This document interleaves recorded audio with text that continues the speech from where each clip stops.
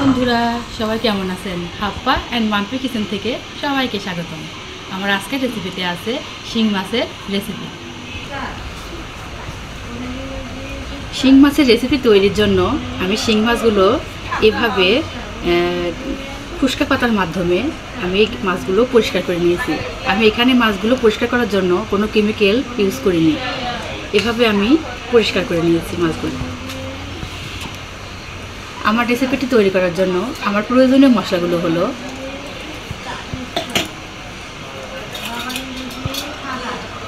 এখানে আমি নিয়েছি লবণ, হলুদের গুঁড়ো, আদা বাটা, ঝালের গুঁড়ো, ধনে সজের গুঁড়ো, জিরা বাটা, আরও নিয়েছি কাঁচামরিচ। এছাড়াও আছে পেঁয়াজ কুচি, গরম মশলা বাটা। প্রথমে আমরা মাছের মধ্যে হলুদের গুঁড়ো, লবণ আর মরিচের গুঁড়ো দিয়ে মেখে নেব।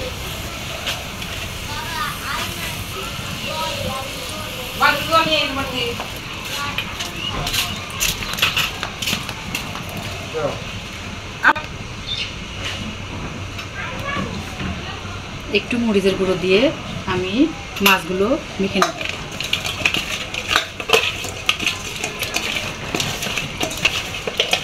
মাছগুলো মেখে আমি মাছগুলো হালকা ভেজে নেব। কড়াইতে আমি এখানে পরিমাণ মতো তেল দিয়ে নিয়েছি। আমি মাছগুলো হালকা ভেজে নেব।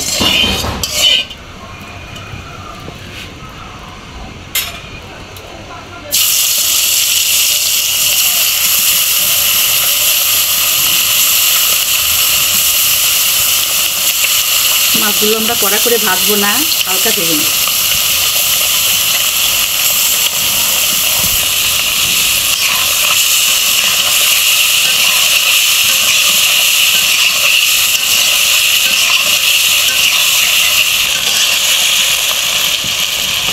মাছগুলো আমাদের হালকা ভাজা হয়ে গেছে, এখন মাছগুলো নামিয়ে রাখি।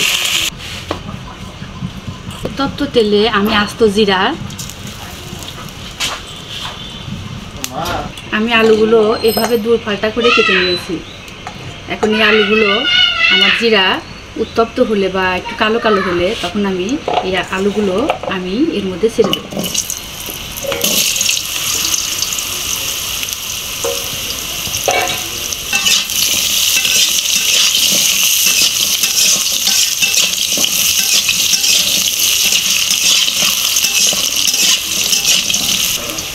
এতে একটু লবণ,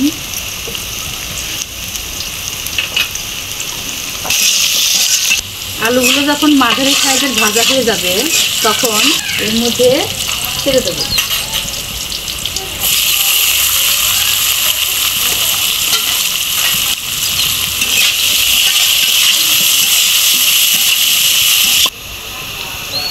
দু থেকে 3 মিনিট পেঁয়াজ দেওয়ার পরে আমি এর মধ্যে সামান্য একটু জল দেব।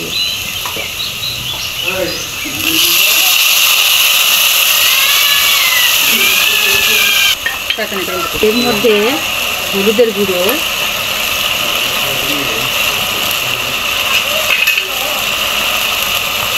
আদা বাটা,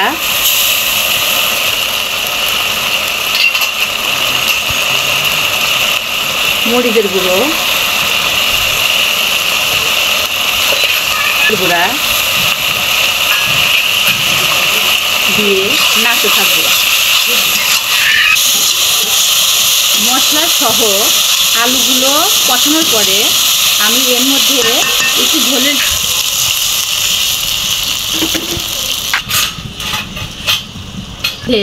আমি কাঁচামরিচ দিয়ে দেবো।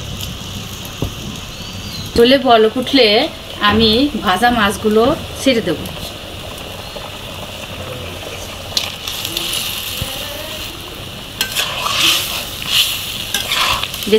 রেসিপিটি অনেক সুস্বাদু। রেসিপিটি কেমন লাগে আমাকে কমেন্টে জানাবেন।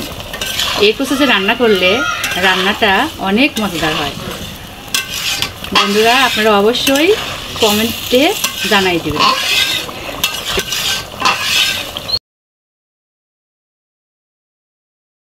আমাদের শিং মাছের রেসিপিতে দেখা যাচ্ছে আমাদের ঝোলটা কিন্তু অনেক সুন্দর একটা কালার চলে আসছে, অনেক টক দিয়ে বলক উঠছে, এটা অনেক সুস্বাদু হবে।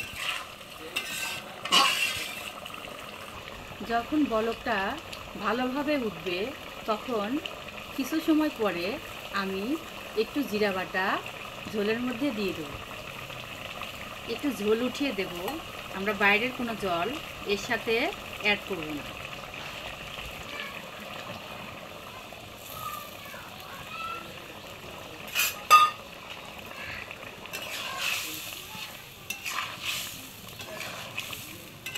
অনেক সুন্দর একটা কালার চলে আসছে।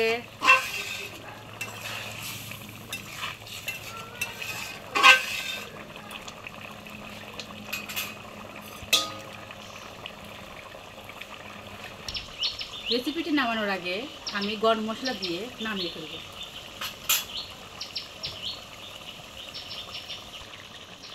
এখন আমরা এই রেসিপিটি নামিয়ে ফেলব।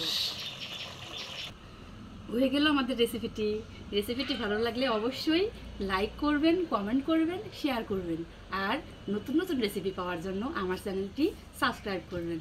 এতক্ষণ আমার চ্যানেলের সাথে থাকার জন্য সবাইকে ধন্যবাদ।